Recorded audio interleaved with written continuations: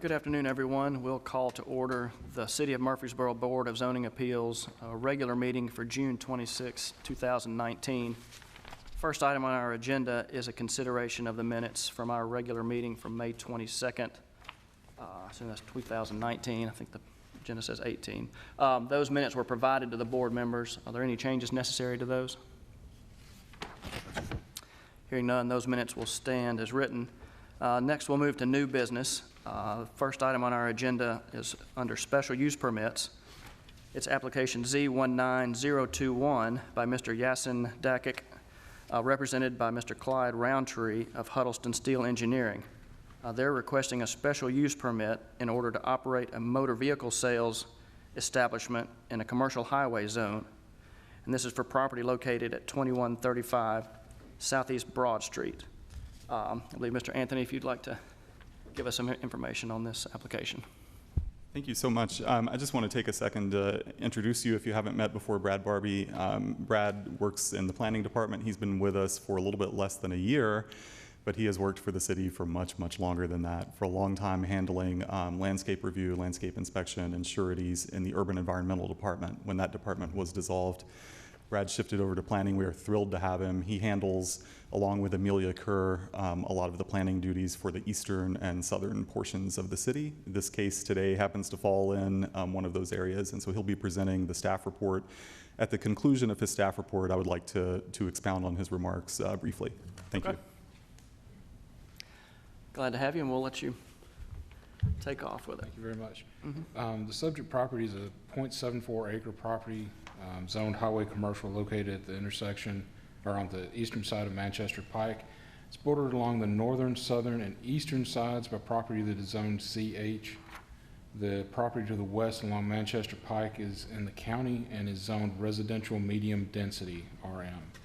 However, this property appears more than 100 feet or greater away from the subject property.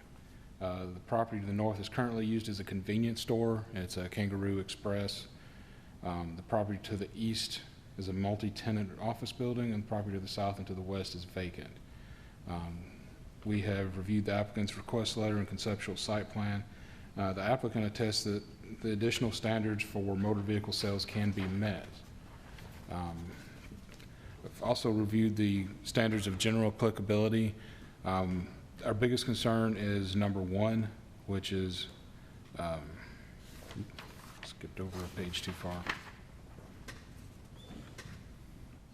That the proposed building or use will not have a substantial or undue adverse effect upon adjacent properties. The character of the neighborhood, traffic conditions, parking, utility features, and other matters affecting public health, safety, and general welfare. Our biggest concern is the increased traffic in that area. Vehicles currently back up from the intersection of South Rutherford Boulevard and Manchester Pike well past the Keeneland Commercial Court and Elam Road to the south. Additional trips added to this area will only serve to exacerbate the traffic problem in this area. We've also reviewed the 15 additional standards for the special use permit, and we feel that they meet those. The ones that they don't currently meet, we do request additional. We do request some additional conditions of approval in order to make sure that the site does comply. I'd like to read those into the record if I can. If approved, staff requests that the following are included as additional conditions of approval. Parking and display of automobile inventory shall occur only in areas designated in a special use permit application. Driveway aisles, public right-of-ways, and landscaped areas should not be used for automobile parking or display. Number two, automobile parts and salvage/junk automobiles should not be stored in any outdoor portion of the site. Number three, all automobiles visible from public right-of-way or lying adjacent to any area zoned for residential uses shall be operational. Number four, outdoor sound amplification shall not be allowed. Number five, automobile loading, unloading, staging, and maneuvering shall not be permitted within any public right-of-way.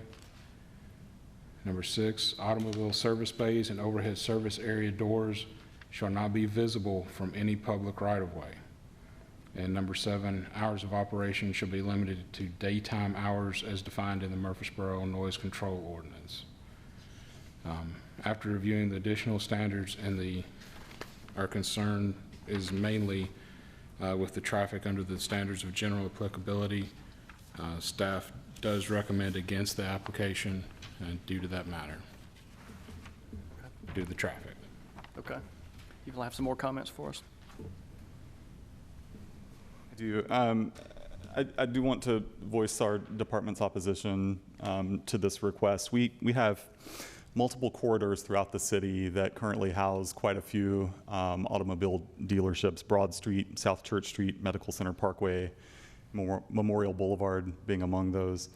For the last several months, Brad and I have been out visiting many of them and have cited or have come very close to citing repeated zoning violations at many of these dealerships. Just this morning, I had to drive to Smyrna, and between City Hall and Florence Road on Broad Street, I was able, just by eye, to identify 11 different automobile lots that were violating the zoning ordinance and/or parking in the right-of-way. Those are very common things that we're seeing. So parking on grass, parking in driveways and blocking driveways, and then parking in the right-of-way.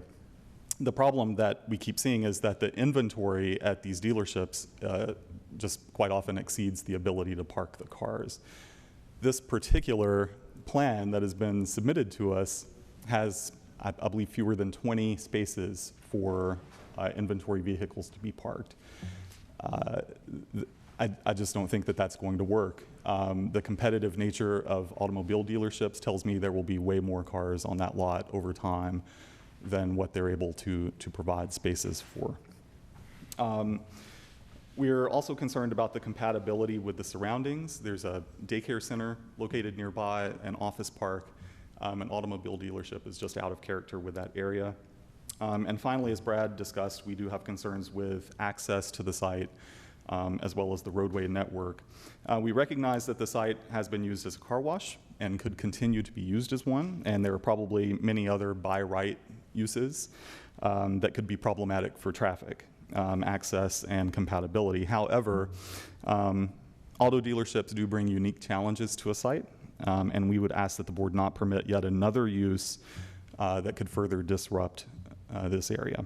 So we would ask that you deny the special use permit based on the first standard of general applicability listed in section 9 of the zoning ordinance. We can answer any questions, and I believe the applicant is here as well. I have a quick question. The entrance to Broad Street, was there, I guess if that's the road that has the traffic issue, I guess there was consideration of closing that access and using just the Kensington Drive, Keeneland? So we run into issues when we try to require someone with road frontage to close off a pre-existing access to that road frontage, and I don't know that legally we would be able to do that. Is there any way to know or compare traffic flow from a car wash to a car dealer? I guess it's so many variables. I understand that can be difficult, but I would think would say traffic would be comparable between those two, if I'm just taking a guess. It probably would be comparable, and our argument is just that there are already the by right uses that are disruptive. Granting another use that is not a by right use, I think would complicate matters. Asking for trouble, okay. Mm-hmm. So, Mr. Director, would you summarize some of those by right uses for us? Yes, in the highway commercial zone, thinking of auto-oriented uses, certainly you could have various types of vehicle washes. You could have vehicle repair. And actually, on this site, there was an illegal vehicle repair operation that we did have to issue a citation for back a few months ago. Generally, your heavier commercial type uses, so retail, those kinds of things definitely could be used. Offices could also be on that site. Right. Yeah, it would appear to me that the days of the self-car wash is kind of come and gone, and so Yes. the economic viability of that just doesn't seem to be there, and seems to become overly saturated with the automated type car washes in the city as well. So it just doesn't seem like there may not be any further economic feasibility for a car wash type That's operation. I do absolutely very appreciate possible. this summary of the others. Thank you. Mr. Chairman, I have a question. Sure. Is there currently street parking on Keeneland Commercial Boulevard? If people are parking on that, I don't know that that would be sanctioned parking. How's that? That's what I thought. Thank you. Any further questions for staff? I think we'll let you off the hook for now. Thank you. Mr. Roundtree, you have anything you'd like to add to the application?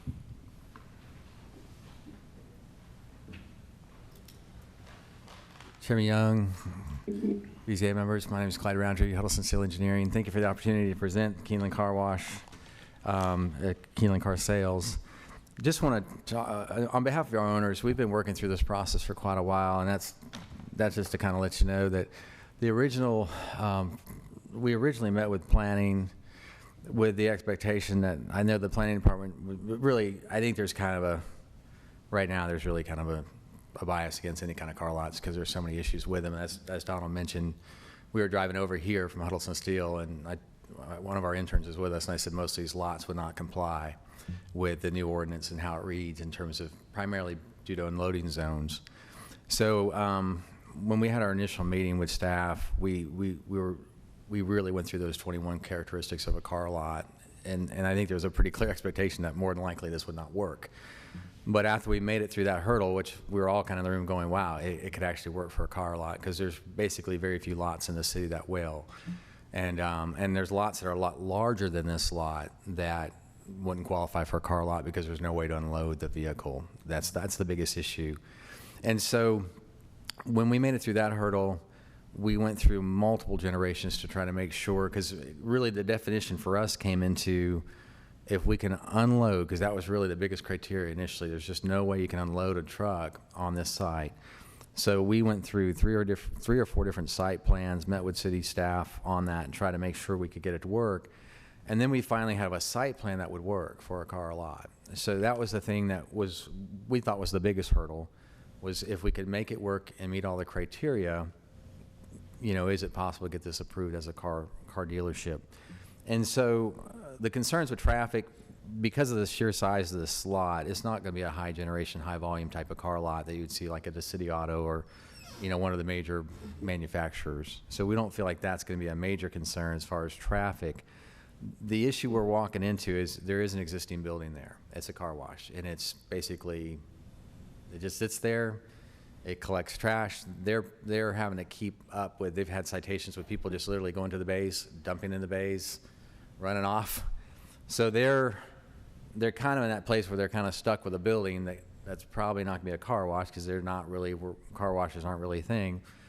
And it's a building that they could retrofit to allow this to potentially work as a car dealership. So in their mind's eye, this was an opportunity. It would take some improvements on the site without a doubt. Obviously the bays would be enclosed with masonry. The access doors would be away from the public right-of-way. Every criteria we feel like we had to meet in order to make it a car dealership, we met. And so it really comes down to, we don't want car lots. That's kind of, I think, where we're at.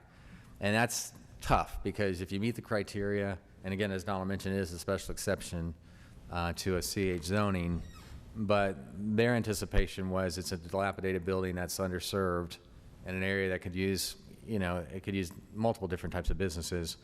But anyone who had purchased that property, in essence, what we're saying, if it can't be a car wash, then what is it? That building has to be torn down.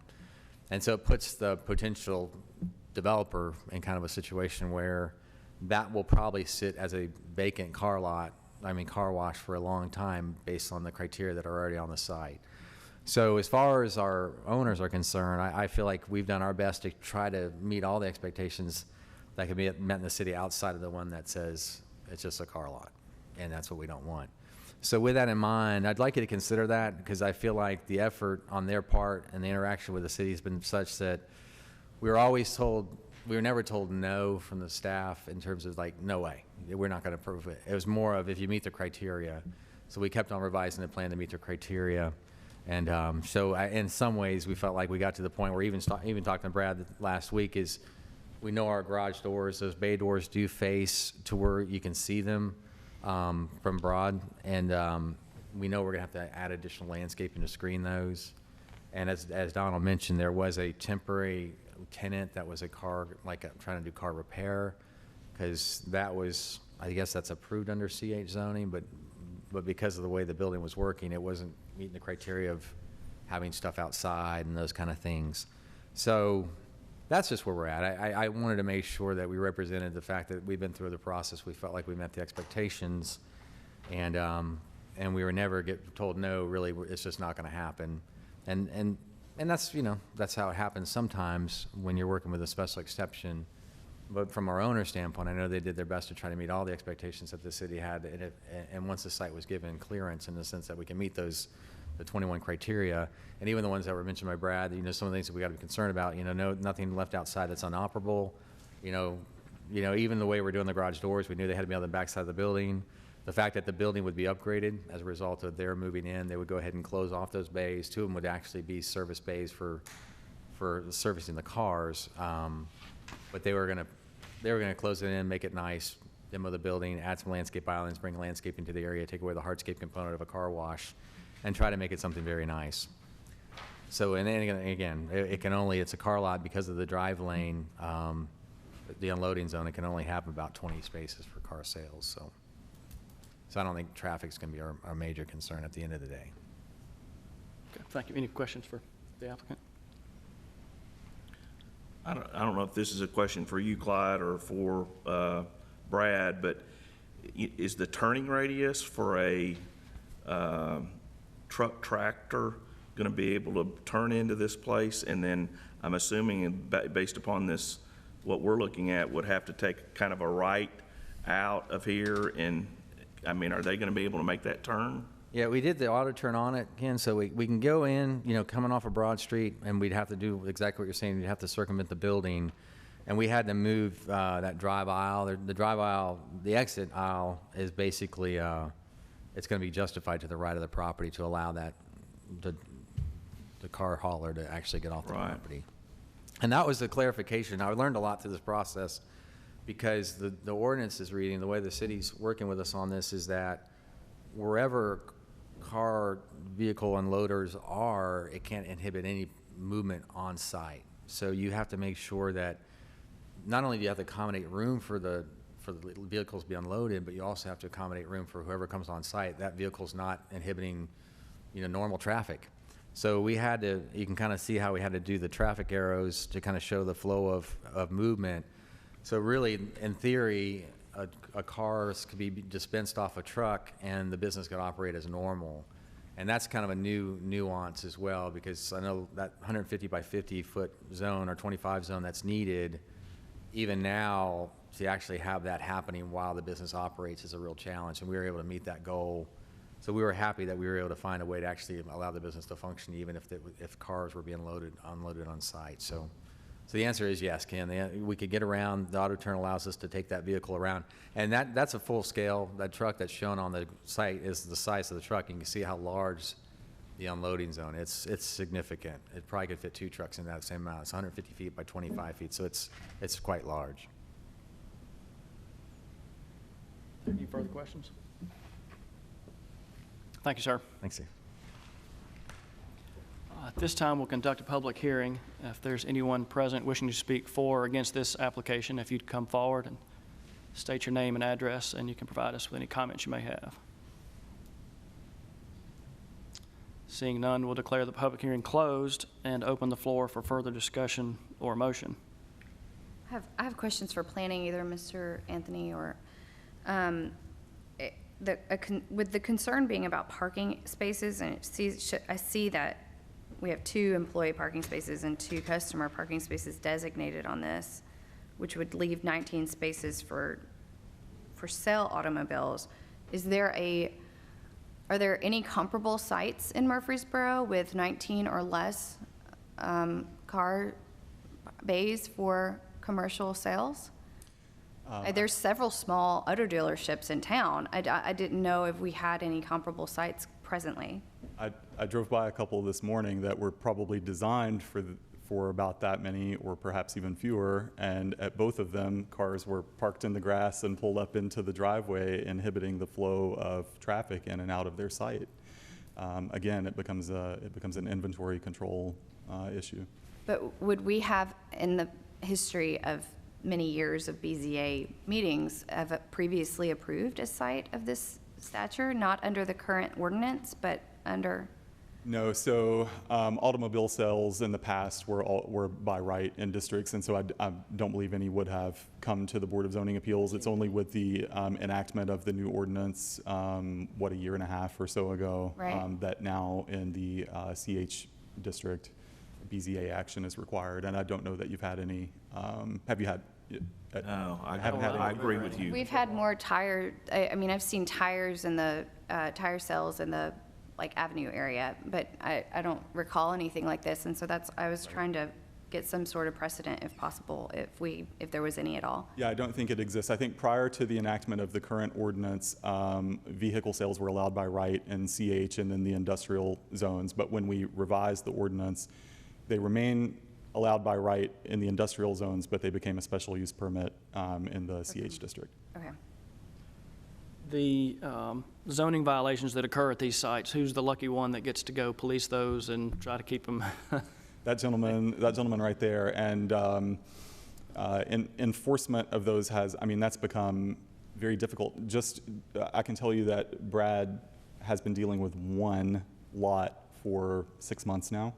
6 months. Yeah, since February? We finally have a court date on the way in another month, right? So, that's how long it takes to try to These work ordinances through. have been in place since the last change, I guess, that you're talking with. Okay. I will tell you that the issues of parking in grass, blocking driveways, and parking in right-of-way are not affiliated with the current ordinance. Those are things that just are not permitted, period, in the city, under the current ordinance and under the previous one as well. So, Mr. Anthony, just a curiosity question. So you go through this process. So what happens? The citation's given. What happens after that? So the one that we've been working through for the last few months, we ultimately have gotten compliance. We're still moving forward with a court date for a different reason, but we did get compliance. Unfortunately, what they did is they moved their cars to another property and are doing the exact same thing there. So now we have to start that process all over again on a different site. So it's another several months. So we're dealing with the same cars in two different locations. They moved them from one spot to the other. So we got compliance out of one spot, but created a situation in another spot. Is that because of the previous ordinance did not include a special use permit? And if we were to grant a special use permit, that they would lose their special use permit if they were not in compliance? Or do we not have that kind of? No, it really had nothing to do with the special use permit. It had to do, honestly, with having the will and the human power to carry out the ordinance. Quite honestly, zoning enforcement in our city, it's a task that is sort of tacked on to someone's role. And so Brad has about 5 other roles that he fills for the city, and zoning enforcement ends up being one of those. And so having the ability to go out and actually take care of those things, that becomes very difficult when you're very limited on personnel to handle. But under our current situation, if we were to grant this and they became in violation and that violation persisted because the conditions under the special use permit, if this was granted, they would lose their special use permit if they became in violation of those, correct? A couple of And then they different. wouldn't be able to operate as a business. A couple of different, it could be treated in a couple of different ways. We could treat it as a zoning violation, and Brad can handle it, and we could work through months. Or as the city's appointed zoning administrator, I could revoke the special use permit. They could come back and appeal, get granted again. We could just go through an endless cycle of how to deal with that. That's why, in our department's perspective, not granting it in the first place would be the preferred thing.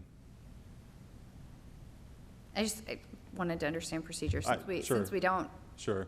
this is kind of, it seems like it's kind of a new thing for this body. Definitely dealing with car dealerships is brand new. This has just come up recently because of the new ordinance. If you don't mind, I do want to address, I have a lot of respect for Clyde, and I want to address a couple of things that he mentioned. The first was that we didn't say no. I have no idea how things were done previously, but I will tell you that I have no interest or desire to usurp your authority. I do not tell people no. If they come in and present an application, and it is a legal application that meets the standards that are set forth in the ordinance, we allow that application to move forward. So I do not tell people no. We do advise repeatedly. We put out a staff report a week ago with our recommendation on it. So hopefully this doesn't come as too much of a surprise. And then the other thing that Clyde mentioned was that the city just doesn't want car lots. And I don't think that that's accurate. But what we do know is that we already have corridors that are covered in car lots, and there are some vacancies. There are buildings available. I drove by one on Broad Street this morning. It's a lot that's available, and it's already pre-approved because a lot already existed there. What we don't want is car lots spreading into random spots throughout the community and setting some kind of precedent or expectation that now the next lot is available for a car lot also, because car lots conglomerate. Where there's one, there's usually 2, 3, 4, 10, 20. And that's what we're trying to avoid, is creating all new corridors for car lots. And in our opinion, this is not an appropriate corridor or location for a car lot.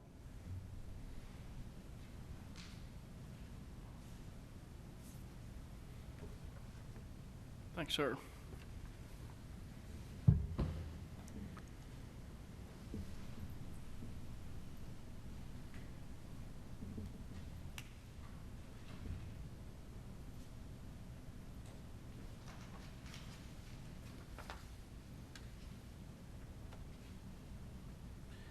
Mr. Chairman, just, I guess, a comment. First of all, my very first observation was with regard to Southeast Broad in this section, traffic is an issue, but with a smaller type of dealership, a smaller type of use as this, is it that much more, does it increase that much more traffic than is already there? And quite frankly, with some of the other by right uses that Mr. Anthony referenced, they would all pretty much all guarantee increased traffic, maybe even more than a small auto dealership. The other thing from reading through staff's comments as it referred to the different sections of the ordinance, it appeared that the main concern was this traffic issue, and the other conditions, the other sections, it appears that the property met those. Now, am I missing that, Mr. Anthony or Mr. Barbie? I think when Brad evaluated, he determined that it either meets or could potentially meet. Is that a fair characterization? Exactly, that it is possible for them to be met once they go through a full site plan approval. We've got a conceptual site plan at this point that doesn't have all of the necessary requirements on there, but in looking at the property, we feel like that it is possible for them to meet that once a proper site plan has been submitted and approved. So, okay, thank you. So if we have the opportunity with the proper plan that it meets everything that it should meet, then we're back to traffic, and we're back to this grouping of a new applicant in the same boat as other violators. Is that fair? Is that a fair statement, fair question? We're trying to... I think that's fair, but I don't think that's the whole story. I think, yes, that we are having repeated issues with tons of car lots in town, but I think there's also a compatibility and context issue that we talked about as well. Compatibility to the neighborhood? Yes. Where we've got a mixture of retail, office, convenience store right behind it. Mm-hmm. Where we have mixed use. Where we have no car lots. No car lots, Right. but mixed uses. Mm-hmm. Yeah. Mr. Anthony, can we go back to what Ms. King was referencing, so you were just, so help me understand, if they did not comply with this special use permit, if granted, you say, okay, we revoke their special use permit, we go through this process, okay? And you said that they could appeal, but they would be appealing to this board, correct? Correct. And they would have, at that point, not complied with the grant of that special use permit. And so if we denied, I know I'm getting long Sure. out in the future here, but I just want to understand what that future might look like. If we, at that point, they appealed and they did not, we said no based upon the fact that you didn't comply, at that point, they're out of business, or no? Is still a legal action that they can appeal? I'm trying to find out, where does this end? They can apply for a special use permit again. Well, they also can appeal. Let's assume that they're accused of violating, Correct. and assume that this board finds they have violated and revokes the special use permit. That decision can be appealed to the courts. Okay.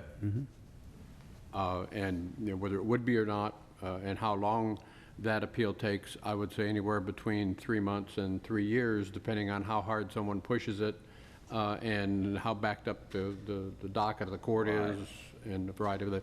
And after that, if they chose, they could appeal, assuming that they would lose at either circuit or chancery court, they could then go to the Court of Appeals. That process takes quite a while, too. Yeah. Now, that's, I guess that's the parade of potential horribles. Right. Okay.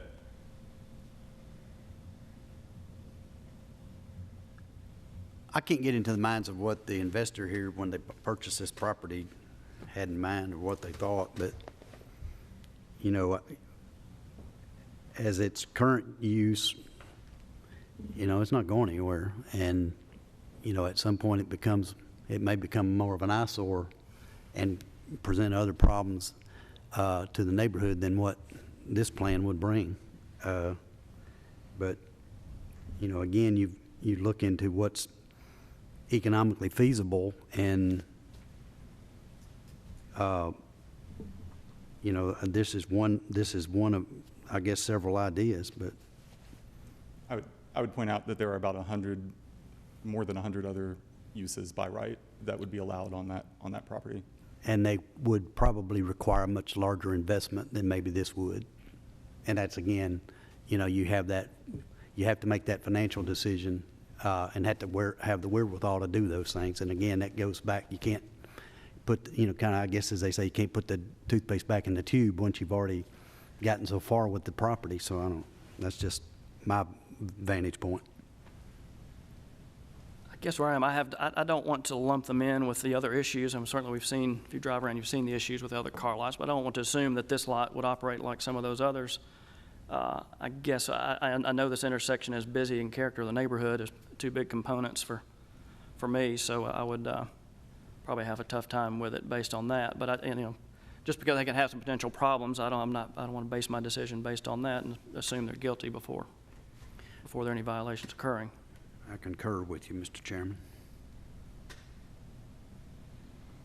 This is a question for the applicant. Why do you have only 2 parking spots for customers? Is that all they expect to have at a time?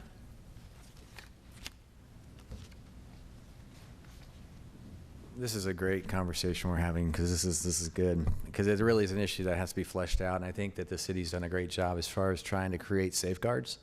And I think that, as Ms. King's mentioned, I wish it was so enforceable that you say the moment they violate it, you just pull their business license, and it seems like that's the logical thing. If they were granted a special exception, pull the special exception, you're no longer in business.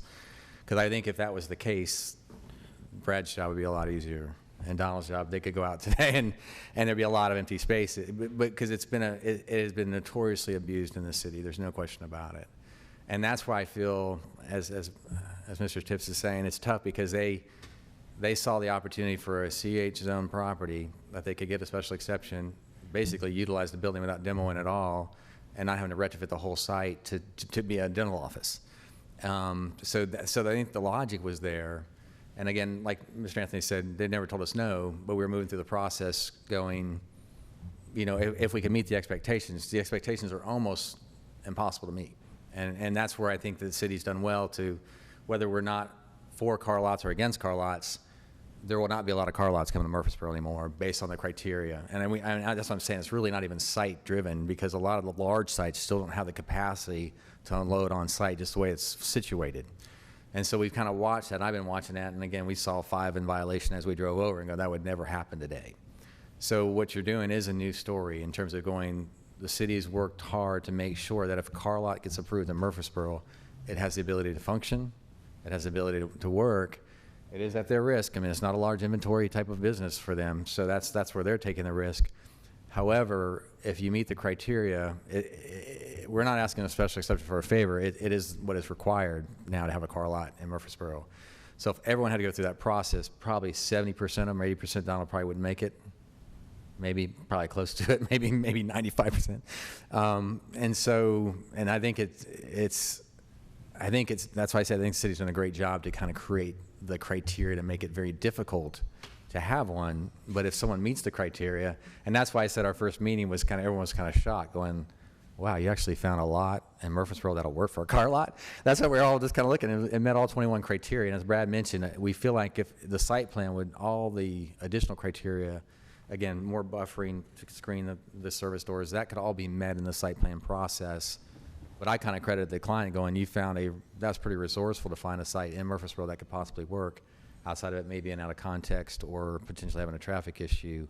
So with that in mind, as far as the amount of, all that's written out in the ordinance as far as based on the size of the lot, under 25 cars, you have to have 2 employee parking, 2 customer parking. If it goes over 25, you get into a whole other set of criteria in terms of parking allocation. So again, they met the expectation of the ordinance, but the ordinance is written so that it would make sure that someone who comes to buy a car has a place to park, that kind of thing.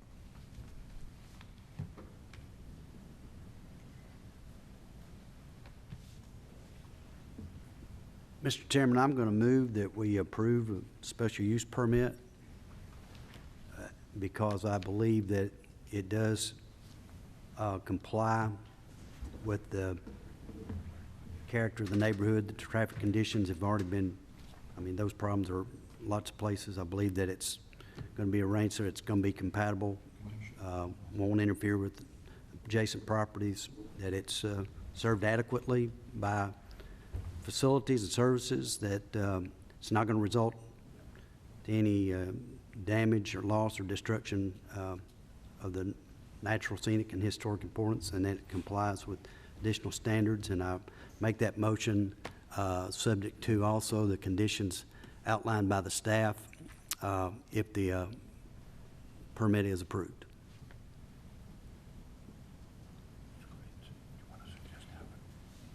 Excuse me, Mr. Chairman, Yes. based on the consideration, we'd like to add one additional conditional approval if it should pass. That the conditional use permit should expire on the sale or transfer of the property. Without objection, I agree with that. We have a motion to approve with the conditions that are in our agenda with that added condition. Will there be a second to that motion? Second. Yeah. I'd just like to make a comment. I was going to second it also. I get where the staff's coming from.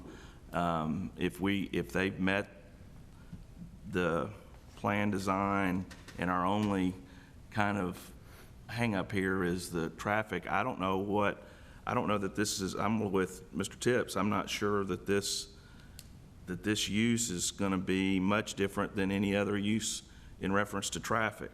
I would just say that, Mr. Applicant, I'll be the first to come to the city if y'all are unloading on Broad Street or on Keeneland and not using the space that you're supposed to. My first call is going to be to Brad because I'm not necessarily for it, but at the same time, I don't know how this board could deny it. All right, we have a motion and a second. As I mentioned, I'm going to be voting no against this based on I guess, a judgment call on the character of the neighborhood and the traffic congestion that's going to be there, so just want to clarify that. Any other comments? Mr. Roundtree, is it?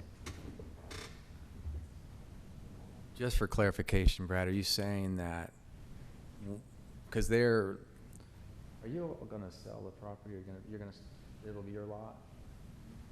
Okay, so if this gets approved and they have a car lot on that, when they sell that property, it goes back to just straight CH zoning, there's no conditional use permit associated with it? That's correct. Okay, If the property is sold or transferred, that the conditional use permit expires. They would have to apply for a new special use permit, the new owners. so the new owners would know that if they bought it, these guys decide that they're going to sell the car lot to another car dealer, that car dealer who buys the property would have to go through a special They use would have to permit do the process same thing. as a kind of a safeguard to making sure that it stays consistent, everyone knows the rules in a sense. That's what we're thinking? It's not uncommon for a special use permit to go to an owner or an operator, and that it expires upon that attempt to sell or or transfer it to another person. It doesn't happen all the time, but it probably is the most common for a special use permit. We have that condition on every mother-in-law apartment Right. that I've ever seen. Okay. And daycare Daycares, and yeah. Daycare. Just more clarification, that if they got it zoned as a car lot and decided to sell it as a car lot without them ever occupying it, would that be something that would mean it would have to go back through It would be a BZA? new owner. If That'd they're be a new selling it, owner. There's going to be a new owner. They'll have to come before the new Okay. owner. This is only for the present Okay, owner. perfect. Thank you.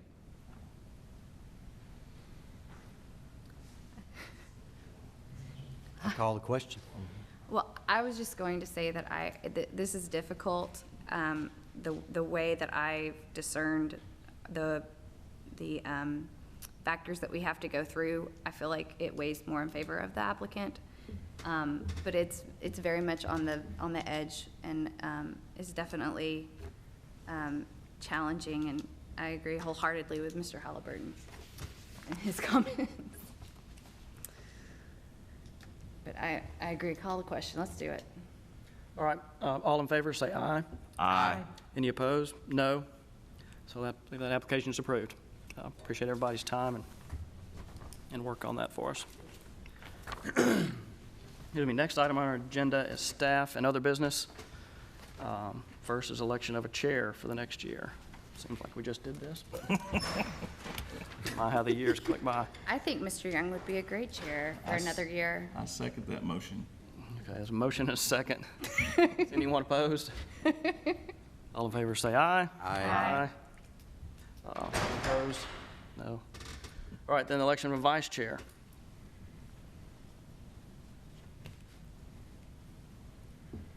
Mr. Halliburton, Halliburton? are you willing to continue serving as chair? I would be Vice fine. chair. Yes, sir. I nominate Ken Halliburton as vice chair for the coming term. A second. A motion and a second. All in favor, say aye. Aye. Any opposed? There are none, so I guess that's been approved as well. Congratulations. Anything else? Nothing for me. Move we adjourn. Aye. Aye, aye.